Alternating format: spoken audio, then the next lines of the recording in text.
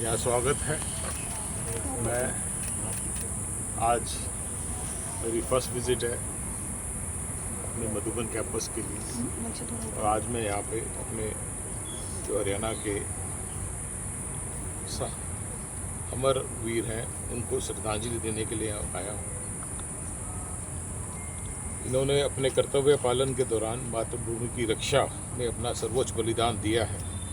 यह अवसर केवल श्रद्धा और सम्मान का ही नहीं बल्कि उनके अदम्य साहस, निष्ठा और समर्पण को स्मरण करने का भी है।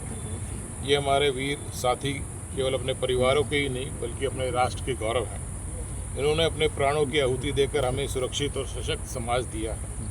इनका बलिदान हमें सदैव प्रेरित करता रहेगा कि हमें अपने कर्तव्यों का निर्वहन पूरी ईमानदारी, निष्ठा और साहस के साथ करना है।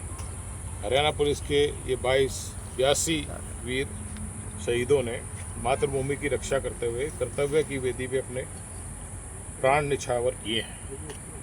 इस अवसर पर मैं सभी शहीदों को विनम्र श्रद्धांजलि अर्पित करता हूं तथा उनके परिजनों के प्रति अपनी गहरी संवेदना व्यक्त करता हूं।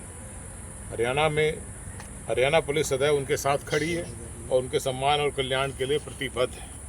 ये सभी शहीद इस बात का प्रतीक हैं कि हरियाणा पुलिस हमेशा से सबसे आगे बढ़कर लड़ती है। ये शहीद ही नहीं, ये वो धुरंधर हैं जिन्होंने वतन के लिए अपनी जान दी है। जब तक ऐसे जांबाज हरियाणा पुलिस में हैं, इनके रहते आप सब लोग सुरक्षित। अपना कार्यभार ग्रहण करने से पहले दिन ही मैंने अपराधियों को स्पष्ट चेतावनी दी थी कि माननीय मुख्यमंत्री जी का स्पष्ट आदेश है कि अपराधी या तो अपराध छोड़ दें या हरियाणा छोड़ दें। जो व्यक्ति जनता के मन में भय पैदा करता है या आतंक पैदा करने का प्रयास करेगा, उसके साथ आतंकवादी जैसा ही व्यवहार किया जाएगा और आज उसके परिणाम आप सबके सामने हैं। हमारी पुलिस पूरी निष्ठा, साहस और समर्पण के साथ कार्य कर रही है, इसलिए अपराधियों में कानून का भय स्पष्ट दिखाई देता है। मैं विशेष रूप से युवाओं से आग्रह करना चाहता हूं कि वे अपराध, लालच या विदेशों में बैठे असामाजिक तत्वों के बहकावे में ना आए। फिल्मों में तो अपराधी बच निकलते हैं, किंतु वास्तविक जीवन में कानून के हाथ बहुत लंबे होते हैं और अपराधी कहीं भी छिप ले, एक ना एक दिन न्याय के कटघरे तक अवश्य पहुंचता है।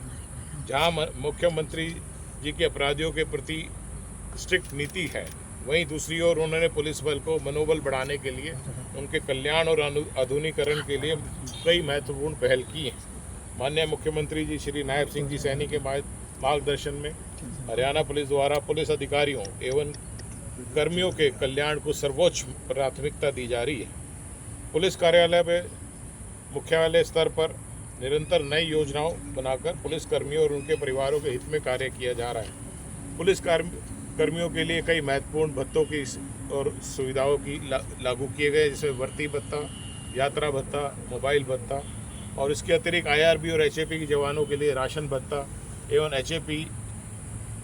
HPA प्रशिक्षण केंद्रों के लिए प्रशिक्षण भत्ता भी प्रदान किया जा रहा है। पुलिस कर्मियों की सुविधा को ध्यान रखते हुए हमने ट्रांसफ़र पॉलिसी में भी कई आवश्यक बदलाव किए हैं और समय पर प्रमोशन निश्चित करने के लिए पुलिस मुख्यालय स्तर पर नियमित रूप से मॉनिटरिंग की जा रही है। पुलिस परिवारों के बच्चों के लिए हमने 22 DAV पुलिस पब्लिक स्कूल स्थापित किए हैं, जिसमें वर्तमान में 23,600 विद्यार्थी शिक्षा प्राप्त कर रहे हैं। इनमें से 9,000 पुलिसकर्मियों के बच्चे हैं जिन्हें 50% फीस की छूट दी जाती है, जबकि मृतक पुलिसकर्मियों के बच्चों को निःशुल्क शिक्षा प्रदान की जा रही है। पुलिस लाइनों में बच्चों की पढ़ाई की सुविधा के लिए 18 ई-लाइब्रेरी स्थापित की जा चुकी हैं तथा 5 जिलों में निर्माणाधीन है। इसके लिए हरियाणा एजुकेशन फंड के 4.26 करोड़ स्वीकृत किए गए हैं और इनका प्रतिदिन 1200 विद्यार्थी लाभ उठा रहे हैं। हिसार, पंचकुला, भिवानी, नूंह और यमुनानगर में 6 DAV स्कूलों में स्मार्ट क्लासेस परियोजना हमने स्टार्ट की है और HDFC बैंक के सहयोग से इसमें करीबन 50% कार्य पूरा हो चुका है। पुलिसकर्मियों के स्वास्थ्य का ध्यान रखते हुए नियमित स्वास्थ्य जांच कार्यक्रम चलाया जा रहा है। वर्ष 2025 में 16,151 पुलिसकर्मियों की, जो कि 35 वर्ष से अधिक आयु के थे, और 1834 पुलिसकर्मी जो 30 वर्ष से अधिक आयु के थे, का निःशुल्क स्वास्थ्य परीक्षण किया गया।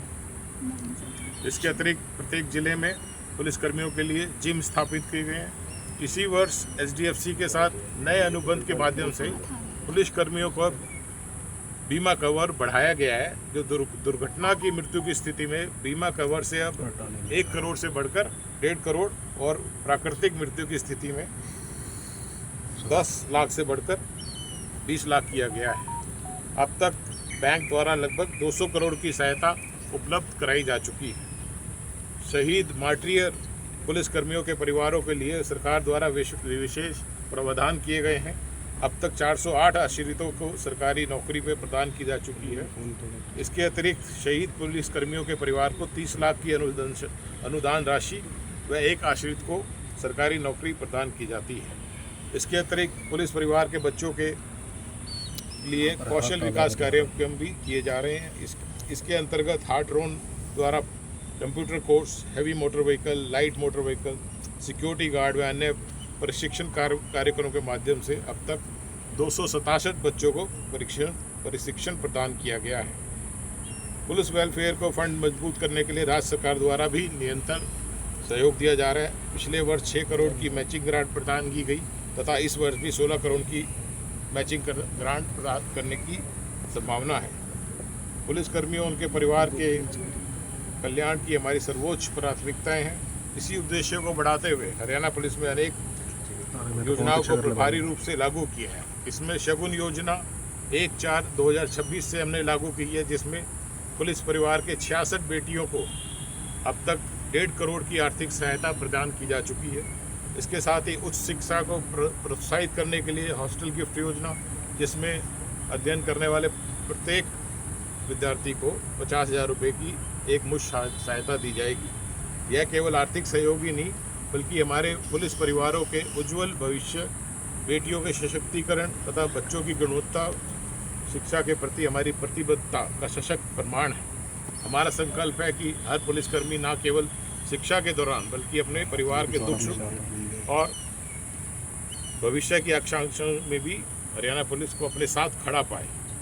इसके साथ ही मानसून के टाइम में भी हमने पुलिस लाइन और अपने परिसरों में प्रिवेंटिव मेंटेनेंस का कार्य शुरू करा है और सभी अधिकारी इसकी व्यक्तिगत रूप से इसकी निगरानी कर रहे हैं। सितंबर माह तक हम अपने पुलिस लाइन में अपने कम्युनिटी हॉल, बैंकेट हॉल को प्रिपेयर करके उनको बैंकेट हॉल का रूप देंगे और जहां बैंकेट हॉल उपलब्ध नहीं है वहां उनका निर्माण कार्य शीघ्र ही शुरू किया जाएगा। अगले आने वाले 2 वर्षों में हरियाणा पुलिस का इंफ्रास्ट्रक्चर को स्ट्रेंथन करने के लिए करीबन 1330 करोड़ रुपए को निवेश करने की एक महत्वाकांक्षी परियोजना है। इसमें से गृह मंत्रालय द्वारा 120 करोड़ की मंजूरी अभी पिछले हफ्ते ही प्राप्त हुई है। यह निवेश केवल भवनों और सुविधाओं के निर्माण तक ही सीमित नहीं बल्कि आधुनिक पुलिसिंग, आधुनिक तकनीक, बेहतर कार्यस्थल, उन्नत प्रशिक्षण सुविधाओं और नागरिकों के लिए प्रभावित और गुणवत्तापूर्ण पुलिस सेवाएं उपलब्ध कराने की दिशा में एक महत्वपूर्ण कदम होगा। इससे सभी पहलों का उद्देश्य है पुलिसकर्मियों उनके परिवार के कल्याण को सुनिश्चित करना है और पुलिस के बल का मनोबल ऊंचा बनाए रखना है ताकि हरियाणा में कानून व्यवस्था और अधिक मजबूत बनी रहे।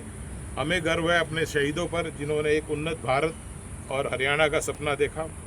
हमारी कोई जाति नहीं है, हमारा कोई चूल्हा अलग नहीं है, हम एक ही थाली में खाते हैं, हम एक ही साथ रहते हैं। हमारा एक ही लक्ष्य है, जनता की सेवा, उनकी सुरक्षा और सहयोग। तो आइए मिलके याद करें उनका बलिदान जिन्होंने प्रदेश और देश के लिए लिख दी अपनी जान। इन्हीं शब्दों के साथ मैं पुनः हरियाणा पुलिस के अमर शहीदों का अपने श्रद्धा सुमन अर्पित करता हूं और आप सभी का आभार व्यक्त करता हूं। जय हिंद। लगातार जो है गैंगस्टर फिरौतियों के मामले बढ़ रहे हैं, हालांकि लगातार पुलिस काम भी कर रही है, धरपकड़ भी कर रही है, इस पर क्या कुछ कहना चाहेंगे सर?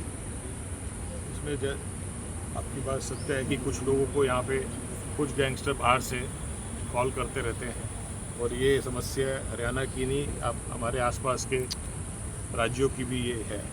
इसके लिए हमने बड़े ही अपने प्रभावी कदम उठाए हैं। हमने एक अभेद्य ऐप लॉन्च करी है जिससे जो ऐसे आने वाली अननोन नंबर से आने वाली कॉल सारी बंद हो जाती है। इसके अलावा उनको सुरक्षा प्रदान करना, उनको ट्रेस करना, उनको बाहर से प्रत्यापित करना। हमने 22 गैंगस्टर तो प्रत्यापित करे हैं बाहर से और उसमें तीन की तो वहाँ बाहर मृत्यु होगी। यहाँ पे कई एनकाउंटर भी जैसे आपने देखा हुआ हुए हैं, तो हम अपने नागरिकों को पूर्ण तरीके से सुरक्षा प्रदान कर रहे पुलिस की हैं। इतनी कोशिशों के बाद भी पुलिस की इतनी cyber crime day by day बढ़ता जा रहा है जैसे हाँ जैसे जी, साइबर क्राइम एक नया क्राइम उभरा है जो कि पिछले 10 सालों में, क्योंकि जैसे जैसे इंटरनेट और टेक्नोलॉजी बढ़ी है और इससे साइबर क्राइम और आगे बढ़ा है। इसमें भी हमारी हरियाणा पुलिस ने काफ़ी प्रभावी कदम उठाए हैं, जिसमें जो साइबर डिजिटल अरेस्ट करते थे उसके लिए हमने डुअल OTP योजना चालू करी है। इसके अलावा जो भी फ्रॉडुलेंट वेबसाइट्स हैं उनको बीच बीच में हम उसको ब्लॉक कराते हैं, और हमने 1930 की सर्विस जो स्टार्ट करी है कि अगर किसी के साथ भी कोई ऐसी ठगी हो जाती है और उस पर आप फ़ौरन सूचना देते हैं तो हम तुरंत उसका अकाउंट ब्लॉक करके अमाउंट होल्ड करा देते हैं। इसके अलावा अभी पिछले हफ्ते ही हमने एक नई योजना चालू करी है, क्योंकि अमाउंट ब्लॉक कराने FIR दर्ज करने में कुछ समय लग जाता था, तो हमने एक नई प्रणाली शुरू करी है कि आप जैसे ही किसी के साथ साइबर क्राइम होता है आप उसको सूचना देंगे 1930 पे, तो इस प्रणाली का नाम रखा है E0 FIR। इसमें तुरंत ही 0 FIR करके हम रेस्पेक्टिव थाने को भेज देंगे, और इसमें आपका तुरंत ही आपका जो फ्रॉड हुआ है उसमें आपका अमाउंट है वो ब्लॉक हो जाएगा। इसमें बिल्कुल समय नहीं लगेगा। तो ये प्रणाली काफ़ी अपने सिटीजन्स को काफ़ी लाइक की जा रही है, और हमें डेली कहीं ना कहीं से सूचना मिलती है जिसके साथ भी फ्रॉड होता है, तो हम उसको फ़ौरन E0 FIR के माध्यम से हम FIR दर्ज करते हैं। सर, एक पुलिस स्क्वाड की जो फंड जो जॉब है होती पुलिस डिपार्टमेंट को मिला है, क्या बॉडी कैम वर्दी में आने वाले हैं, ऐसी जानकारी आ रही है? हाँ, ऐसा भी हमने उसका भी प्रावधान है। हमारे पास जो भी रिस्ट्रक्चरिंग के लिए हम जो अपना पूरा स्ट्रेंथन कर रहे हैं इंफ्रास्ट्रक्चर को, उसमें ना केवल हम अपनी बिल्डिंग पुलिस कर्मियों के लिए हाउसेज, ऑफिसेज, पुलिस लाइंस बनाएंगे, इसके अलावा हम अपने इक्विपमेंट, बॉडी कैमरा जैसे आपने कहा, और भी जो हमारे FSL के इक्विपमेंट्स हैं, नए सॉफ्टवेयर लेने हैं, और नई हमने उसमें जो और गैजेट्स आए हैं वो सब से हम अपने हरियाणा पुलिस को लैस करेंगे। Incoming call from Rajiv Thakur Huj identified by Truecaller.